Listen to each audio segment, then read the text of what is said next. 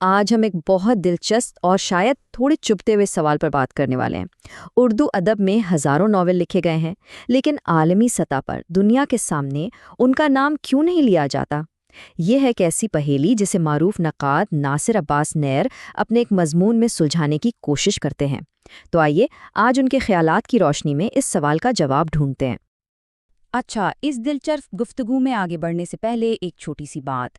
یہ آواز مصنوعی ذہانت کی مدد سے تیار کی گئی ہے، تو ہو سکتا ہے کہ کچھ لفظوں کے تلفظ میں تھوڑی بہت اونچ نیچ ہو جائے، اس کے لیے معذرت۔ اصل مقصد تو ناصر عباس نیر کے ان گہرے خیالات کو سمجھنا ہے، ٹھیک ہے نا؟ ذرا اس ہندسے پہ غور کیجیے۔ 3000، جی ہاں، پچھلے صرف 150 سال میں اردو زبان میں 3000 سے زیادہ ناول لکھے جا چکے ہیں۔ یہ کوئی چھوٹی بات نہیں ہے، یہ ایک بہت بڑی، بھرپور اور زندہ ادبی روایت کا ثبوت ہے۔ تو پھر سوال تو بنتا ہے نا کہ اگر ہمارے پاس اتنا بڑا ادبی خزانہ موجود ہے تو دنیا کی نظروں سے اوجھل کیوں ہے؟ عالمی ادب کے بڑے سٹیج پر اردو ناول کیوں نمایاں نہیں؟ یہی وہ گتھی ہے جسے ناصر عباس نیر اپنے تجزیے میں سلجھاتے ہیں، اور ان کے جوابات آپ کو حیران کر دیں گے۔ تو اس معاملے کو سلجھانے کی شروعات کہاں سے ہوتی ہے؟ ناصر عباس نیر سب سے پہلے ہمارا دھیان بیرونی عوامل کی طرف لی جاتے ہیں، اور وہ اس لفظ پر ہی سوال اٹھا دیتے ہیں جسے ہم عالمی یا گلوبل کہتے ہیں۔ ان کے مطابق سارا مسئلہ تو اسی لفظ کی تعریف میں چھپا ہوا ہے۔ دیکھیے، ہم اکثر عالمی کا مطلب سمجھتے ہیں کہ کوئی ایسی چیز جو سب کے لیے ہو، غیر جانبدار ہو، لیکن ناصر عباس نیر کہتے ہیں کہ رکیے، ایسا بالکل نہیں ہے۔ ان کے مطابق عالمی تناظر دراصل ایک ایکسکلوسیو کلب کی طرح ہے، جس کے اپنے اصول ہیں، اپنی آئیڈیالوجی ہے۔ یہ طے کرتا ہے کہ کون اندر آئے گا اور کون باہر رہے گا۔ اس کے بالکل برعکس، مقامی تناظر اپنی زمین سے جڑا ہوتا ہے، کھلا ہوتا ہے اور سب کو ساتھ لے کر چلتا ہے۔ اور یہ جو عالمی تناظر ہے نا، یہ کوئی نئی چیز نہیں ہے۔ ذرا اس ٹائم لائن کو دیکھیں، یہ ایک ہی کہانی کے مختلف نام ہیں۔ 19ویں صدی میں اسے یورپ بمقابلہ ایشیا کہا گیا، 20ویں صدی میں یہ مغرب بمقابلہ مشرق بن گیا، سر جنگ کے زمانے میں دنیا کو پہلی، دوسری اور تیسری دنیا میں بانٹ دیا گیا، اور آج کل اسے گلوبل نارتھ بمقابلہ گلوبل ساؤتھ کہا جاتا ہے۔ یعنی نام بدلتے رہے، لیکن دنیا کو طاقت کی بنیاد پر تقسیم کرنے کا کھیل وہی رہا۔ ناصر عباس نیر کا یہ جملہ سمجھے کہ پورے معاملے کا نچوڑ ہے۔ وہ صاف کہتے ہیں کہ جسے آج عالمی کہا جا رہا ہے، وہ دراصل پرانی شراب نئی بوتل میں ہے۔ یہ وہی 19ویں صدی والی یورپی سوچ ہے جو خود کو پوری دنیا کا معیار سمجھتی تھی۔ اچھا، تو یہ جو عالمی سٹیج ہے، یہ کام کیسے کرتا ہے؟ اس کا سب سے بڑا اور طاقتور ٹول کیا ہے؟ ناصر عباس نیر کے مطابق اس کا نام ہے وائٹ کینن، یعنی سفید فام ادبی معیار۔ یہ ایک ایسا پیمانہ ہے جو غیر مغربی ادب کے لیے ایک بہت بڑی دیوار بن جاتا ہے۔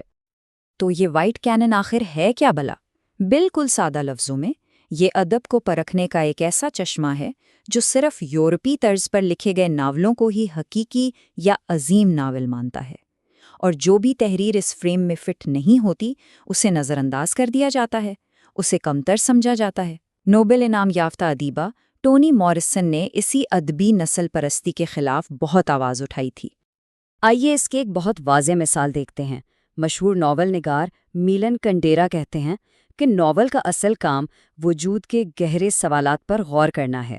اب یہ تعریف اپنی جگہ بہت اچھی ہے، لیکن اردو کے کئی شاہکار ناول تو تاریخ، معاشرے اور اپنی زمین کی سچائیوں کے بارے میں ہیں۔ تو کیا اس ایک تعریف کی وجہ سے وہ سب ناول ہی نہیں رہے؟ بس یہی وہ کھیل ہے جہاں ایک خاص معیار کی وجہ سے ادب کا ایک پورا سمندر عالمی گفتگو سے باہر کر دیا جاتا ہے۔ لیکن ٹھہریے، کہانی اتنی سیدھی نہیں ہے۔ اگر ہم سارا الزام صرف بیرونی طاقتوں اور وائٹ کینن پر ڈال دیں تو یہ آدھا سچ ہوگا۔ ناصر عباس نیر یہاں ایک بہت بڑا موڑ لاتے ہیں اور ہمیں کہتے ہیں کہ ذرا آئینے میں بھی دیکھو، یعنی وہ اردو ناول کی اپنی کچھ اندرونی کمزوریوں کی طرف بھی اشارہ کرتے ہیں۔ نیر کے مطابق اردو ناول کے عالمی معیار تک نہ پہنچنے کی 3 بڑی اندرونی وجوہات بھی ہیں۔ پہلی، ہماری قصہ گوئی کی روایت کا بہت گہرا اثر۔ دوسری، کچھ ایسے موضوعات ہیں جن پر بات کرنے سے ہم گھبراتے ہیں۔ اور تیسری، فکشن لکھنے کے لیے جس طرح کی زبان اور نثر چاہیے اس پر زیادہ کام نہیں ہوا۔ چلیں ان تینوں کو ذرا تفصیل سے دیکھتے ہیں۔ پہلی اور شاید سب سے بڑی رکاوٹ قصے کی روایت۔ دیکھیے، قصے میں ایک ہیرو ہوتا ہے جو عام انسانوں سے بہت بڑا ہوتا ہے۔ قصے کی توجہ بیرونی واقعات پر ہوتی ہے، لیکن ناول کا ہیرو ایک عام، پیچیدہ، تضادات سے بھرا انسان ہوتا ہے۔ ناول ہمیں اس کی اندرونی دنیا کی سیر کرواتا ہے، اس کے ذہن اور روح کی گہرائیوں میں لے جاتا ہے۔ تو ناصر عباس نیر کی دلیل یہ ہے کہ ہمارے بہت سے ناولوں کے کرداروں پر قصے کا اتنا گہرا اثر ہے کہ وہ حقیقی جیتے جاگتے انسان لگنے کے بجائے قصے کے ہیرو کی ایک کاپی لگتے ہیں، اور اسی وجہ سے ناول کی وہ سب سے بڑی طاقت یعنی انسان کے اندرونی کشمکش کو دکھانے کی صلاحیت کمزور پڑ جاتی ہے۔ دوسری اندرونی رکاوٹ محفوظ کھیلنا۔ نیئر کا ماننا ہے کہ اردو ناول اکثر خطرناک سمجھے جانے والے موضوعات سے بچ کر نکلنے کی کوشش کرتا ہے۔ جنس، مذہب اور سیاست، یہ وہ علاقے ہیں جہاں انسانی زندگی کے سب سے بڑے سوالات اور تضادات پائے جاتے ہیں۔ بڑا ادب انہی سوالوں سے ٹکراتا ہے، لیکن ہمارا ناول اکثر ان گلیوں میں جانے سے کتراتا ہے۔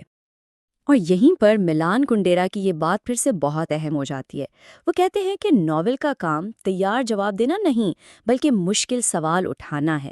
جن معاشروں میں ہر سوال کا ایک طے شدہ جواب پہلے سے موجود ہو، وہاں بڑا ناول پیدا ہونا بہت مشکل ہو جاتا ہے۔ بڑا ادب تو انہی سوالوں سے جنم لیتا ہے جن سے ہم اکثر بھاگتے ہیں۔ اور آخری اندرونی چیلنج، فکشن کی اپنی زبان یعنی نثر۔ نیئر کہتے ہیں کہ اکثر ہمارے ناول نگار کہانی سنانے پر اتنی توجہ دیتے ہیں کہ وہ یہ بھول جاتے ہیں کہ ناول صرف کہانی کا نام نہیں بلکہ زبان کا فن بھی ہے۔ عظیم ناولوں میں زبان خود ایک کردار بن جاتی ہے۔ وہ نثر کے ساتھ نئے نئے تجربات کرنے سے ہچکچاتے ہیں، جس سے کہانی تو مل جاتی ہے مگر زبان کا وہ جادو پیدا نہیں ہو پاتا۔ تو ان تمام بیرونی اور اندرونی وجوہات کو سامنے رکھتے ہوئے آخری فیصلہ کیا ہے؟ یہ سارا تجزیہ اردو ناول کو آج کہاں لا کر کھڑا کرتا ہے؟ ناصر عباس نیر کا جو حتمی تجزیہ ہے وہ بہت ہی متوازن اور سوچنے پر مجبور کرنے والا ہے۔ وہ کہتے ہیں کہ یہ سچ ہے کہ اردو ناول وائٹ کینن یعنی مغربی ادبی معیار کا شکار رہا ہے، لیکن ساتھ ہی ساتھ یہ بھی ایک حقیقت ہے کہ ہم نے خود بھی ابھی تک اتنے شاہکار تخلیق نہیں کیے جو اس عالمی معیار کے غلبے کو چیلنج کر سکیں، یعنی ذمہ داری دونوں طرف ہے۔ لیکن اس ساری تنقید کا یہ مطلب ہرگز نہیں ہے کہ اردو ناول کا دامن خالی ہے۔ نیئر خود ان عظیم ناولوں کو خراج تحسین پیش کرتے ہیں جو ہماری روایت کا فخر ہیں۔ امراؤ جان ادا اور بستی جیسے تہذیبی نوحیں، آگ کا دریا اور اداس نسلیں جیسے تاریخ کا شعور رکھنے والے شاہکار، اور غلام باغ اور نعمت خانہ جیسے جدید حیثیت کے ناول، یہ وہ ستون ہیں جن پر اردو ناول کی شاندار عمارت کھڑی ہے۔ تو یہ ساری گفتگو ہمیں ایک آخری اور بہت بڑے سوال پر لا کر چھوڑ دیتی ہے۔ آخر وہ کیا چیز ہے جو کسی کہانی کو اس کی مقامی جڑوں سے نکال کر پوری دنیا کی کہانی بنا دیتی ہے؟ کیا یہ صرف اچھے ترجمے اور مارکیٹنگ کا کھیل ہے، یا کہانی کے اندر واقعی کوئی ایسی آفاقی چنگاری ہونی چاہیے جو زبان، ثقافت اور سرحدوں کو پار کر کے ہر انسان کے دل کو چھو سکے؟ اس پر ضرور سوچیے گا۔